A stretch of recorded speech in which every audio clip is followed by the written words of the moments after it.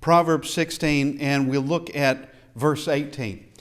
This evening we're going to look at last words. And these would be some, not the absolute last words of some of them, but the last words we have of them.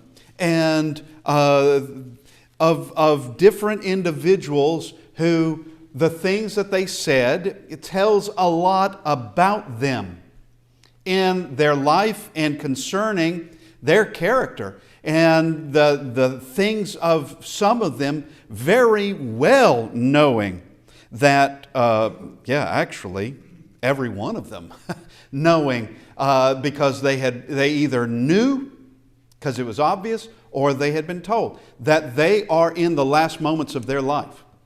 That it is coming to its conclusion. Their life is coming to a conclusion. But let's begin Proverbs chapter 16, verse 18.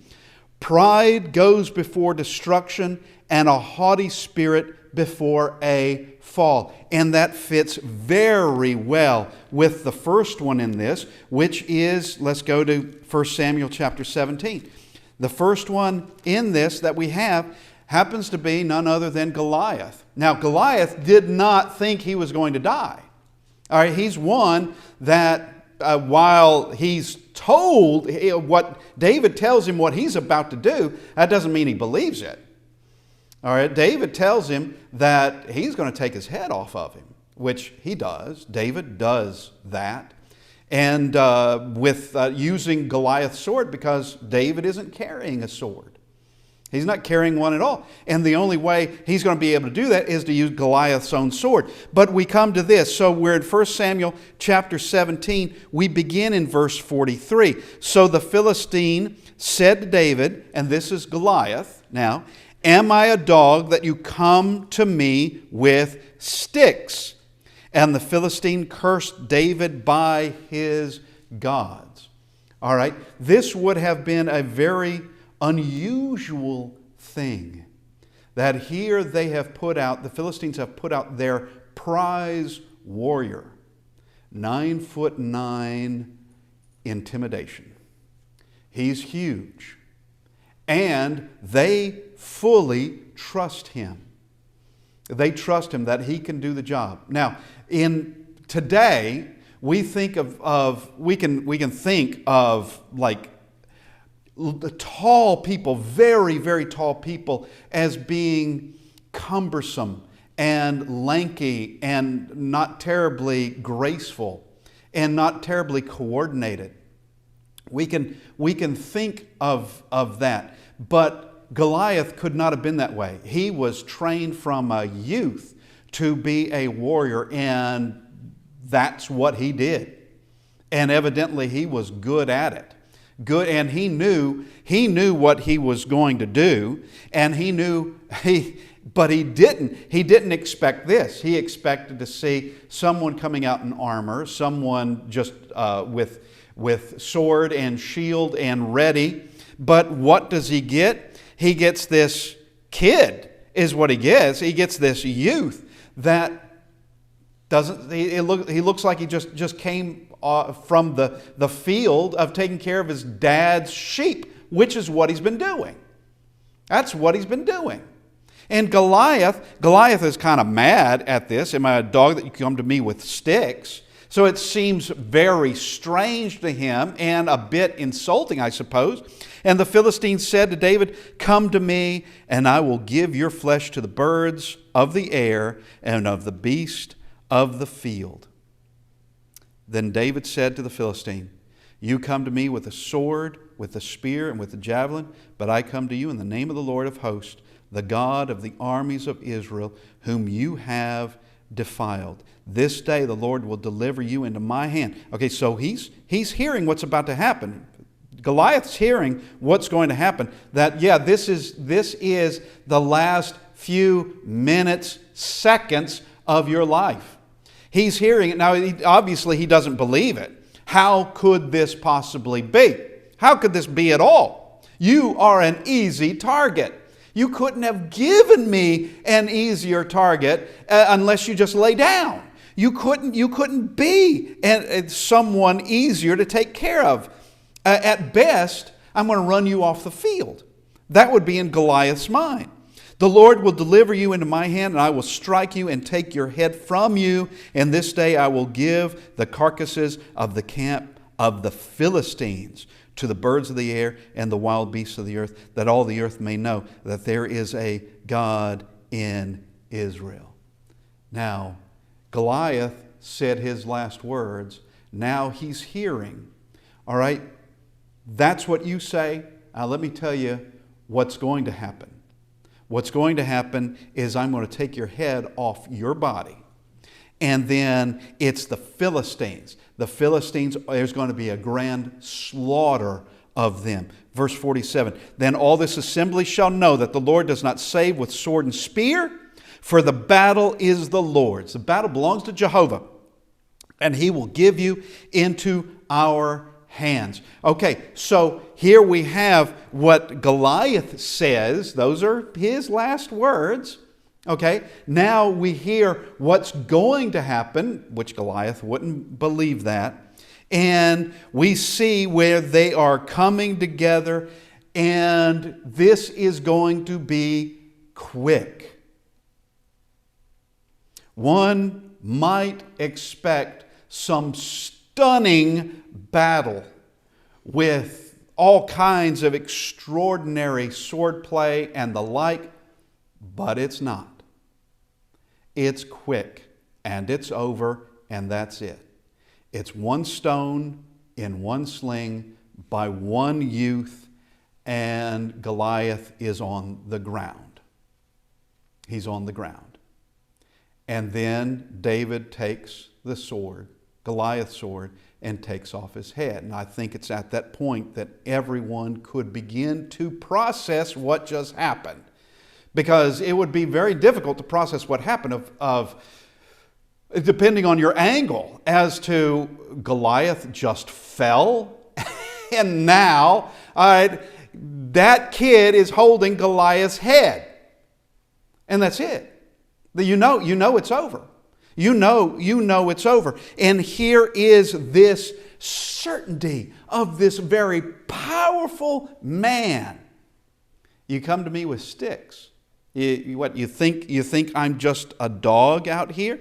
And he says the things that these threatening words of, this is what I'm going to do to you. And yeah, that's what he wanted to do. But here, these are his last words. His last words. And he's hearing that the battle belongs to Jehovah, and He will give you into our hands. Those would be about the last words he would ever hear. Now, unless they're shouting and other things, this would be really the last thing addressed to him, and it's over. It's over at that point. Now, let's go to 1 Kings. 1 Kings, if you will. 1 Kings chapter 22. 1 Kings 22, and we'll begin in verse 27. This concerns Ahab. Ahab wants to go to war, and he wants to go to Ramoth in Gilead and take it. That's what he wants to do. And he has managed to get Jehoshaphat, the king of Judah, in with him on this. And Jehoshaphat knows enough. I'm not going to say he was an overwhelmingly righteous man, because I don't believe that he was. But he knows enough to where he can tell the difference between a real prophet and a false prophet. Because you have this collection of false prophets that Ahab and Jezebel have taken care of, and all they have to say is, "Go on up. This is victory. This is stunning victory. Nothing bad is going to happen here." And Jehoshaphat then asks, "Is there a prophet of Jehovah?" Okay, yeah, that's what these clowns are saying. Do we have a prophet of Jehovah around here? And Ahab actually confesses something. He says, "Yeah, but I hate him. I hate the man. They've got nothing but bad to say about me. Well, give him something good to talk about, which would be give God something good to talk about. Give him something that's commendable. But we have this. We come down to verse 37 and verse 27 and say, thus says the king, this is Ahab. Ahab does not like what Micaiah has said. He doesn't like it because Micaiah just told him that he's not coming back alive. And these are the last words we have of Ahab. Thus says the king, put this fellow in prison and feed him with bread of affliction and water of affliction until I come in peace. But Micaiah said, if you ever return in peace, the Lord has not spoken by me. And he said, take heed, all you people. Okay, here is the last words we have here. And he's been told. Ahab has been told. Just like Goliath. Now, Goliath, he's a Philistine and he may not have known any better whatsoever. But Ahab should know better. He should know that while he doesn't like prophets of Jehovah, he should know that the prophets of Jehovah speak the truth. And if it's a warning, don't go up there or you're going to die, could be, okay, I won't go. But he's dead set. He's going to go. And he's not going to make it easy on Micaiah because he spoke the truth. He doesn't like the truth. He doesn't like that information. Therefore, you put him in prison. You punish him for what he did, and until I come in peace. He doesn't believe. He thinks he's coming back. Well, his body's coming back. He's going to die on the battlefield, having been struck by, we would just call it a random arrow. The man who shot the arrow probably had no idea that it hit any target at all, or he didn't know who he shot. He just had no idea. But here are these words of Ahab with complete confidence, the same kind of confidence that Goliath had. And it's this confidence that, it doesn't matter what Jehovah may say. It doesn't matter if Jehovah's in the battle. It doesn't matter at all. If Jehovah is for David, David's going to win. Goliath, you're going to die here.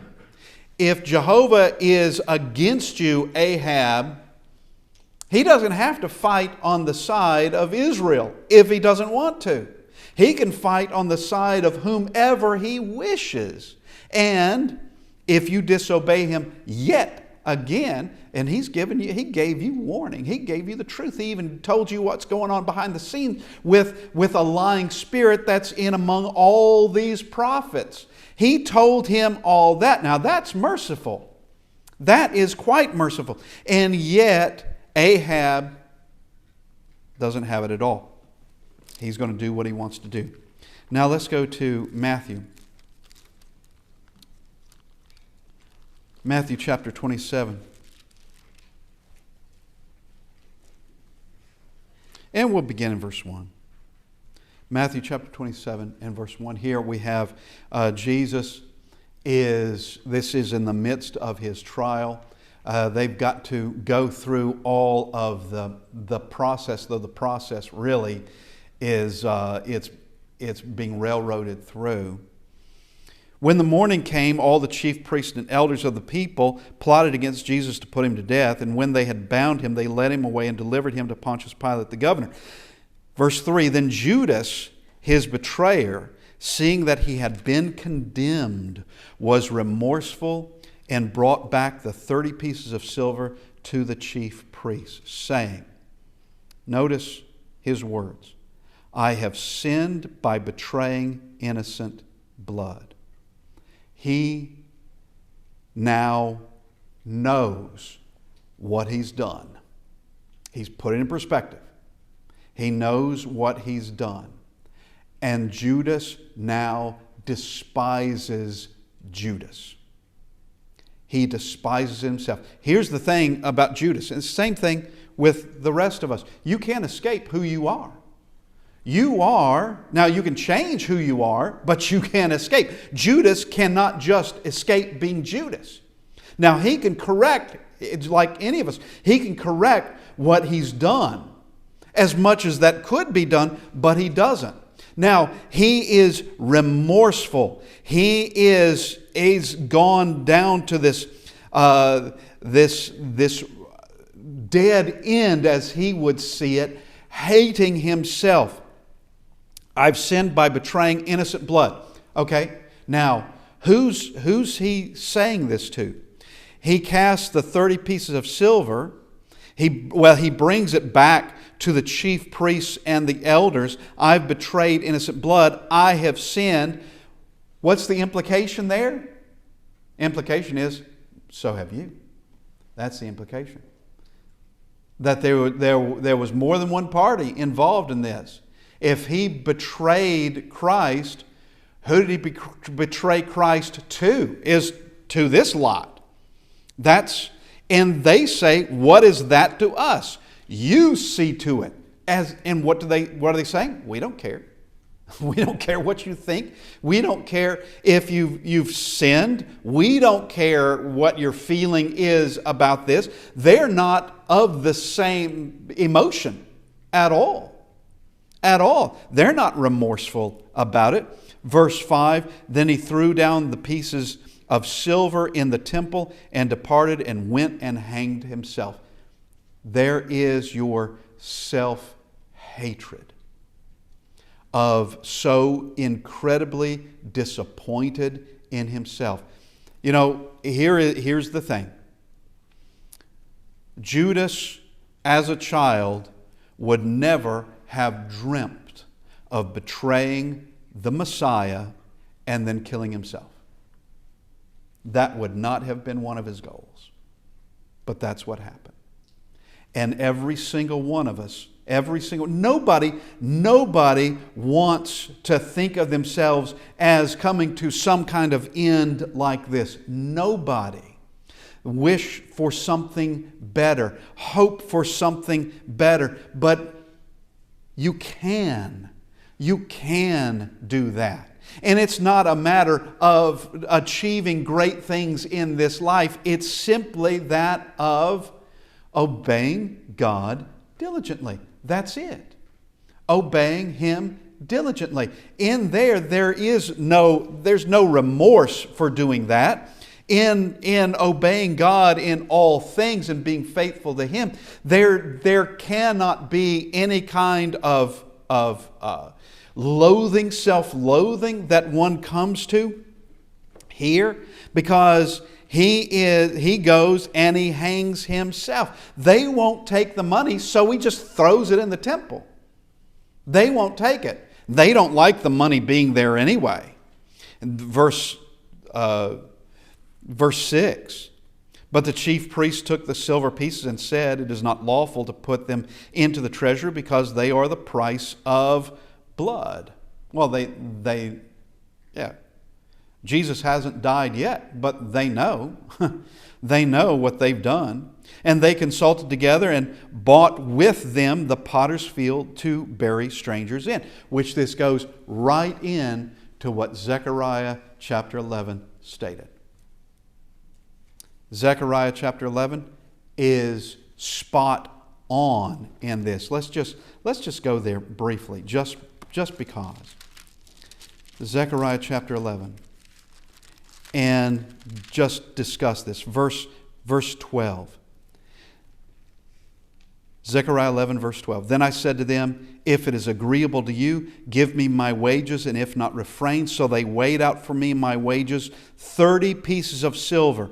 And the Lord said to me, throw it to the potter, that princely price they set on me. So I took the 30 pieces of silver and threw them into the house of the Lord for the potter. Now, when Zechariah wrote that, the people in Zechariah's day, and I would include Zechariah in this list, when Zechariah wrote this, he would have no idea what that meant.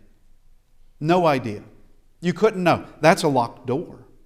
Matter of fact, I have a Jewish Bible. I bring it out every now and then to show some things.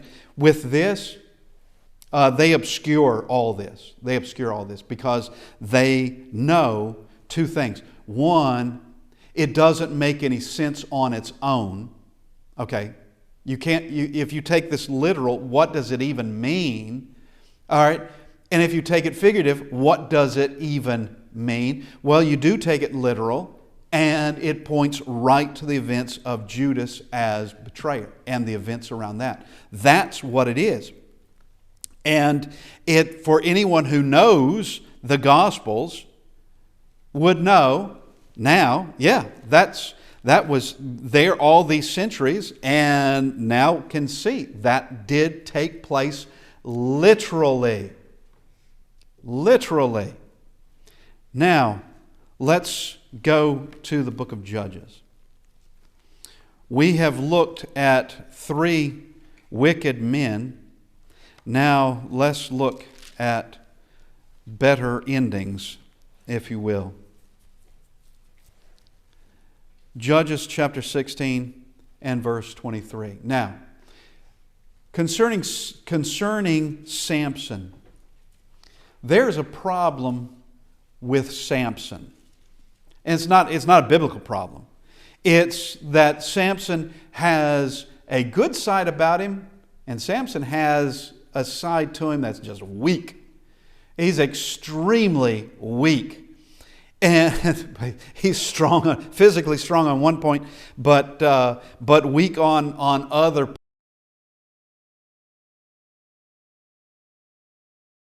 He finds himself, because of that weakness, you do realize Delilah is not his wife. I hope you realize that. That he, in fact, had been married, but she had been given away to someone else. He wasn't happy about that. Anyway, he makes his way to Delilah, and she, of course, betrays him. His head is shaven. He doesn't have his strength anymore. And now he's taken easily by the Philistines, who have been wanting him for a while. And now he's been made into their pet. That's what he is. Come and look at Samson, the one who did all these things to us. He is as helpless as a child. We've put out his eyes. He is now useless, except for our own amusement. And that's exactly what the Philistines are doing. So we begin in verse 23. Now the lords of the Philistines, Judges chapter 16, verse 23. Now the lords of the Philistines gathered together to offer a great sacrifice to Dagon, their god, and to rejoice. And they said, our God has delivered into our hands Samson, our enemy. Well, actually, it's Samson and his weakness that delivered him into their hands. Dagon is a nothing. Verse 24. When the people saw him, they praised their God, for they said, our God has delivered into our hands our enemy, the destroyer of our land, and the one who multiplied our dead. So it happened, when their hearts were merry, that they said, call for Samson, that he may perform for us. So they called for Samson from the prison, and he performed for them, and they situated him between the pillars. Then Samson said to the lad who held him by the hand, all right, this just a boy is leading him now. Look at how we have tamed this lion. A boy is handling him now. Said to the lad who held him by the hand, let me feel the pillars which support the temple, so that I can lean on them. Now, what the Philistines don't know is they just brought in Samson into an area where he can destroy them all. They don't know it yet. When they find out, it's going to be too late. But they have no idea what they've just done. Of course, in those days, You had pillars in these temples and large buildings which held up the ceiling. And you take away a pillar or a couple of pillars and the whole thing is going to collapse, which is what's going to happen. Now the temple was full of men and women. That's verse 27. All the lords of the Philistines were there, about 3,000 men and women on the roof watching while Samson performed. So this roof could support a lot of people, which makes me think, and I could be wrong, but it makes me think the roof was stone. I could be wrong about that. But whatever it was could support all that weight. And of course, the stone pillars could hold that weight. Verse 28, then Samson called to the Lord, saying. Now, here is the good side of Samson that we're seeing. The good side, the stronger side. That when he knows he's coming to his end, he remembers God. Unlike Saul, who doesn't. Unlike Ahab, and we haven't discussed Saul this evening, but unlike Ahab, who doesn't. Unlike Judas, who doesn't. Judas just knows he's guilty. Then Samson called to the Lord, saying, O Lord, remember me, I pray. Strengthen me, I pray, just this once, O God, that I may with one blow take vengeance on the Philistines for my 2 eyes. And Samson took hold of the 2 middle pillars which supported the temple, and he braced himself against them, one on his right and the other on his left. Then Samson said, let me die with the Philistines. And he pushed with all his might, and the temple fell on the lords and all the people who were in it. So the dead that he killed at his death were more than he had killed in his life. Now that's a lot. Because we can just go back and look at some things of where he improvises with a weapon. It's a jawbone of a donkey, and he kills 1,000 armed Philistines right then and there. All right, he kills more here than he did in the rest of his life. And note, this is not suicide, unlike what Saul did, and unlike what Judas did. This is not suicide. This is him taking exactly like he says. He wants to take vengeance on the Philistines for his 2 eyes. And this is his last act. And he knows it's his last act. And the Philistines have made a deadly mistake in allowing him to be in this place with all this people. It's a deadly mistake. And I wonder if everyone else discovering this would have figured out, oh, that had to have been Samson. That had to have been Samson that did this. And trying to dig out all the bodies and all the rubble and trying to figure out what happened and come to a conclusion, well, Samson was in there. This must have been his doing. Well, as it turns out, it is his doing. Now, let's go to Acts chapter 7. Acts 7, this concerns a man that's a lot stronger than Samson, but not physically. But a man that's a lot stronger. And it's Stephen. Stephen preaches to a group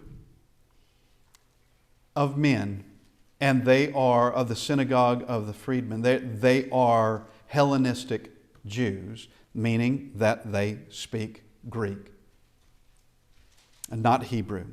He preaches to them, and they don't like where it ended up. I'm sure they didn't mind the beginning of it when he begins what he has to say.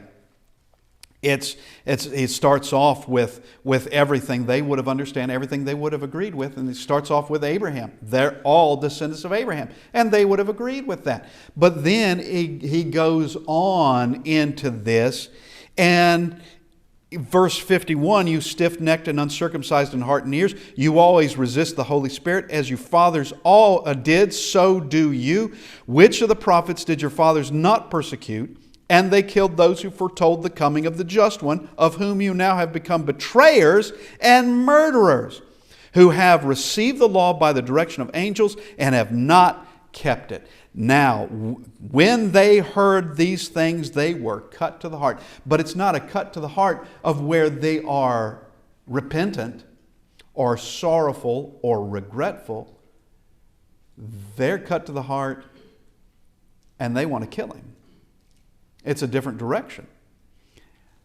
And they gnashed at him with their teeth. But he, being full of the Holy Spirit, gazed into heaven and saw the glory of God and Jesus standing at the right hand of God, and said, Look, I see the heavens open and the Son of Man standing at the right hand of God. And here is the Son of God standing for his first martyr. He's standing for him.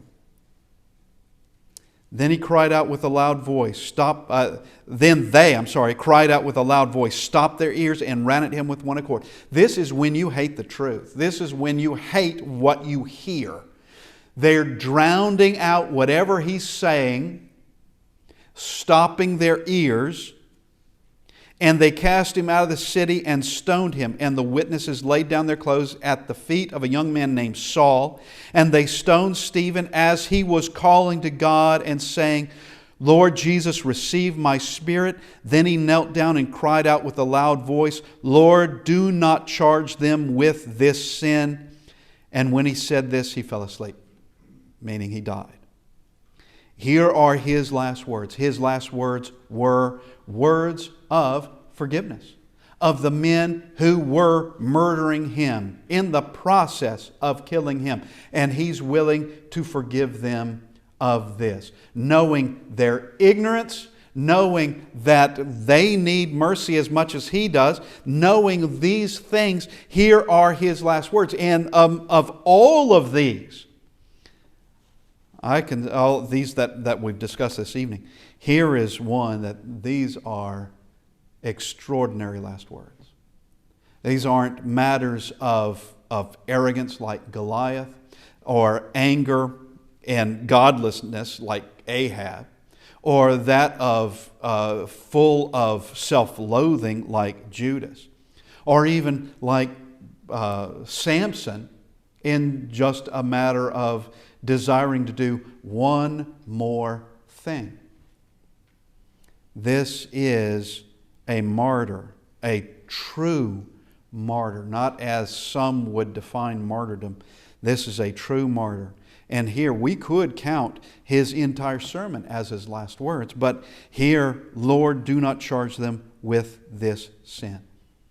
Now, you think someone like Saul of Tarsus hearing that might make an impression? I think it would. I think that would make an impression on anyone who happened to have heard that the very last things he's not breathing threat, he's not denying or trying to make deals, he's not denying Christ. He is asking for their forgiveness in the very thing that they're doing. That is extraordinary. It is extraordinary. And matter of fact, that's exactly what Christ did. Forgive them, for they know not what they do. That's precisely what the words that Christ, it's very similar in all of this. So, in these, pride before a fall, before destruction, these, such as Goliath, with his confidence and his extraordinary strength, means nothing against God. And Saul, with his army, it means nothing against God. But those following God, have something that has been in their life that brings them to that final point in their life, and that's when it matters the most. Wisdom is not something you can switch on and off. And sin is not something that you continue in sin and it doesn't have a greater and greater hold on you. It will have a greater and greater hold on you. And I'm afraid that there's way too many people that believe that that they can just delay and delay and delay. And there's always the deception. I call it a deception. There's always the deception of another day. We haven't been given that assurance at all. We've not been given that assurance. And people think, I have another day. I have another year. I have 50 more years, at least. Well, maybe not. You may not have that in minutes. Maybe not. And when it comes down to it, when it comes down to the last moments in life, that you need to be well established and well set for that moment, ready for it. And that is preparing in this life and getting to where you have the right spiritual health, the right spiritual emphasis, and continuing in that and growing in that. This evening, we need to look at our own lives and examine ourselves because, as we mentioned this morning, it's going to be personal. It is one judge and one person being judged at a time. Your actions, my actions. What you did won't be put on me. What I did will not be put on you. And we're not going to be saved by way of proximity of where I'm among the saved, therefore I'm in the proximity of the saved, therefore I am saved with them. That's not the way it works. That's not the way it works at all. It's to be truly in the saved, of being saved and growing spiritually. This evening, if you need to respond to the invitation, if we can help in any way, we ask that you come as we stand and sing.